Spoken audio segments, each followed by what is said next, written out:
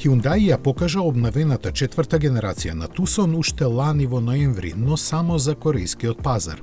Иако беше јасно дека европскиот и американскиот модел нема многу да се разликуваат, сепак нивните спецификации изостанаа. Сега, кога дојде време да се запознаеме и со нив, може да кажеме дека новиот Tucson однадвор е поубав, одвнатре подобар, исполнете со опрема, а палетата мотори останува широка. Tucson, кој уште од 2004 кога тргна по својот европски пат, го свртува вниманието на купувачите кон себе со својот дизајн, но не претрпе големи промени. Не ни требаше, бидејќи се уште изгледа доволно провокативно. Разликите се само на предната маска, светлата и браниците. Внатре пак се среќава ново опкружување кое ја задржа по агресивната привлечност на досегашниот модел, префинета и елегантна каква што купувачите ја знаат.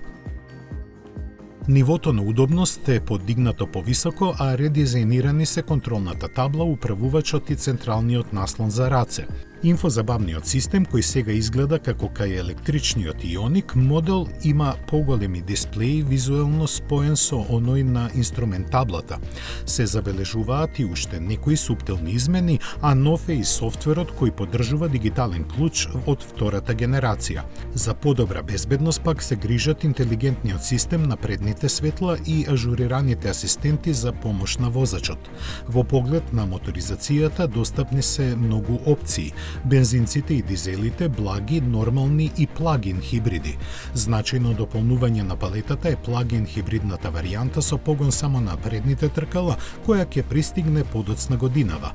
И овој модел ќе го поддржува така наречениот Green Zone Driving режим на возење, кој овозможува возилото незабележително да се префрли на струја во зоните со ограничување на издувни емисии, таму каде што ги има. Цените, за жал, останаа непознати.